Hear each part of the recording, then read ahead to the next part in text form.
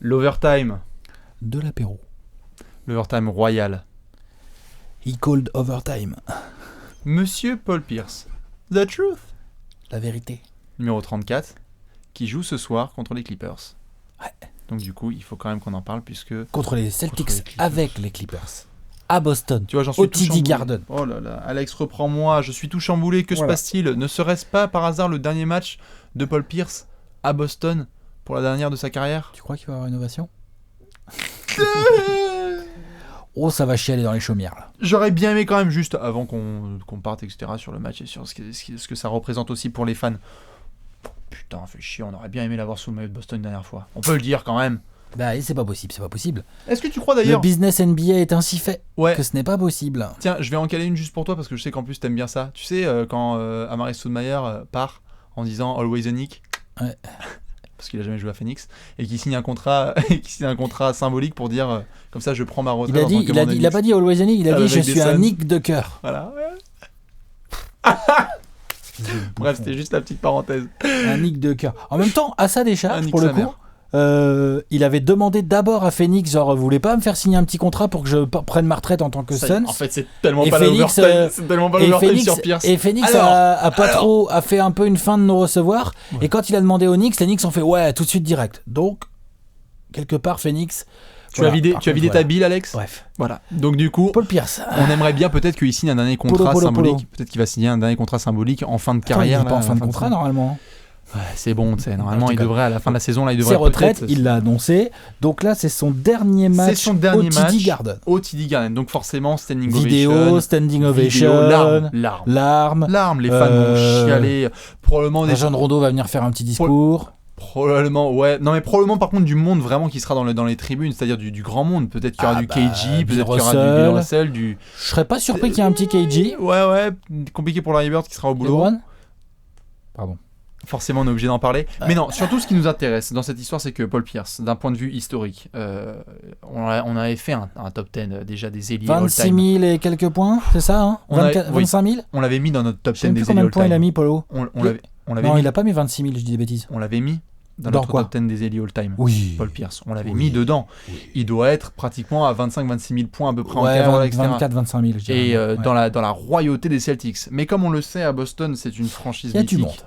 Il y a du petit monde. Et donc, juste un petit peu la question qu'on peut se poser, c'est, bien évidemment, à la table des adultes, Pierce, il est là et il est assis, aux côtés des Larry, etc. Déjà, il va compagnie. avoir son maillot Il va avoir le 34 accroché, là-haut. no On est discussion d'accord, plus personne porte whatsoever. le 34. MVP des finales 2008, la Oh, puis totale. il est resté combien Et de puis, saisons il est là-bas resté combien de saisons à Boston? 14, 15. Tout à fait. Hein Et puis là, depuis le début, donc franchement, drafté, enfin la totale. Pour le coup, vraiment Il gros. en a mis gros des game bonhomme. winners là-bas et tout, enfin bref. Ah oui, non, c'est.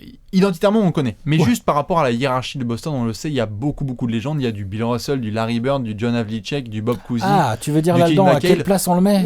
Où est-ce que tu le mets à la table de Boston? Parce qu'on parle quand même d'un des Il est en bout de meilleurs table. marqueurs, parce qu'il est. Il parce est en qu'il- bout de table. Hein. il est en bout de table.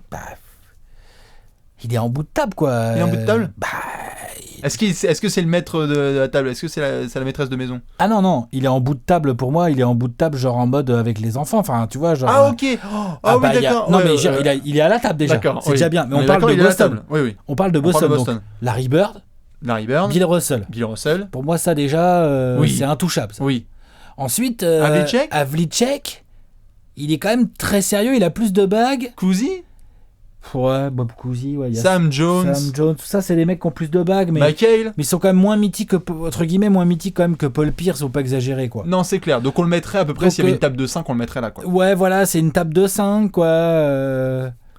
Qui est-ce que j'oublie? McHale, Robert Parrish, tout ça. Non, voilà, après non. on peut mentionner 2-3 gars qu'on pourrait oublier peut-être dans les années, même à l'ancienne, même Tommy Heinsohn. Non, mais bon. il a quelques grandes légendes devant lui, dans la hiérarchie Oui. des légendes de Boston. Oui. Il doit être dans le top 5, quoi. 4e, 5e, quoi. Tout à fait. Et même, puisqu'on est en train de parler de top 5, probablement aussi de notre génération, top 5 des ailiers. On parle à chaque fois de LeBron qui est en débat avec Larry Bird, Comment etc. ça, top Mais 5 des ailiers? dans notre génération, C'est notre génération. les joueurs c'est- qu'on a pu voir, c'est-à-dire, bon, je sais que toi, ta génération, c'est aussi depuis la création du basket, Voilà. donc c'est un petit peu Ah, compliqué. d'accord. Mais pour le coup, depuis qu'il est arrivé en NBA, on va Ah, dire. depuis 98, quoi. Depuis 98. Depuis une vingtaine d'années. Voilà. Ouais.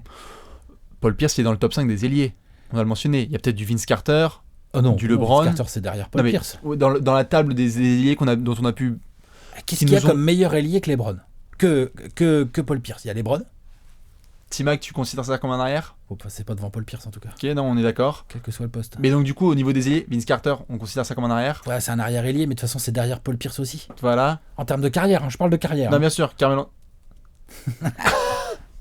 Non, Non, on peut Il pas. n'y a pas grand monde. hein. Non, Polo, non, on peut il pas. est sérieux. Hein. Ah ouais, on est obligé de le mettre Dans la dedans. génération, Dans la génération qu'il a connue, c'est-à-dire les mecs draftés fin des années 90, Ouais, bien Polo, sûr. On est obligé de le mettre. On est obligé de le mettre chez les grands. Dans tous les Voilà cas, quoi. Alex, tu le sais, ce dimanche, on sera obligé de rendre hommage, on se lèvera, on aura la main sur le cœur, on sera avec tous les fans de Boston, car même si nous ne sommes pas forcément des fans de la Ouais. franchise, on est capable de s'habiller en vert un dimanche, on sera avec eux. Oh, franchement, c'est une pure salle, c'est un pur public. On peut Ils juste... savent honorer leur légende là-bas. On peut juste demander, please, que Doc Rivers fasse pas le bolos et qu'il nous donne un gros temps de jeu à Polo quand même. Donne du gros temps de jeu à Polo quand il va à Boston, Alex. Non.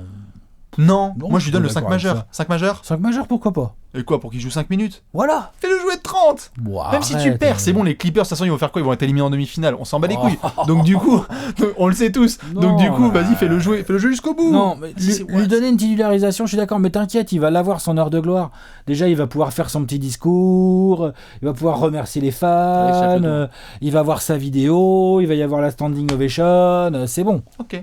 Tu vois très bien. Bon, dans tous les cas, on sera devant le match. Un gros bisou, bien évidemment, aux fans de Boston et puis à Polo, The Truth pour son immense carrière. Ciao.